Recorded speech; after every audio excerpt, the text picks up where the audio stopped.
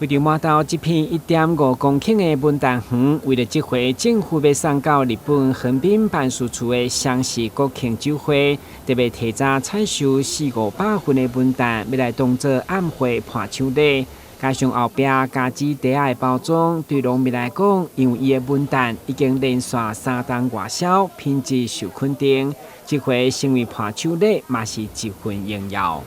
这个是台南市农会，因嘛拢伫我遮咧采购，采买，所以食甲也算讲个口碑袂歹啊。安尼，所以今年再用来我遮，讲要去采工去日本安尼，哦，因为这嘛是讲替咱磨刀啦吼，咱台湾吼，文旦的广告去遐，咱嘛要用好诶。这回大力出现咱伫日本湘西国庆酒会，采用磨刀文旦当做伴手礼留于丹田会。伫农业部长陈吉仲甲农粮署长丁南培同嘛共同要来推广，希望全力打响台湾水果王国的扛棒。这个农园是台南市农会去寻找的，那它的部分因为一定要有生产履历，那各方的条件都要经过可以出口的这样的一个品质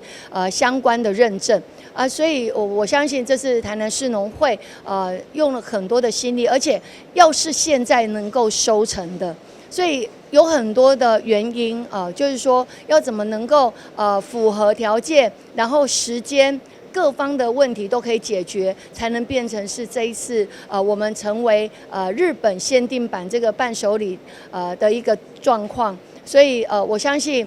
未来如果我们提早知道这件事情的话，有很多的果农也可以加入这个行列。这批将送到日本的麻豆文旦已经上货柜，预计经过冷链杀菌处理以后，14天后就要送到横滨，持续拍开外销的大门。台南新闻阮吉采访报道。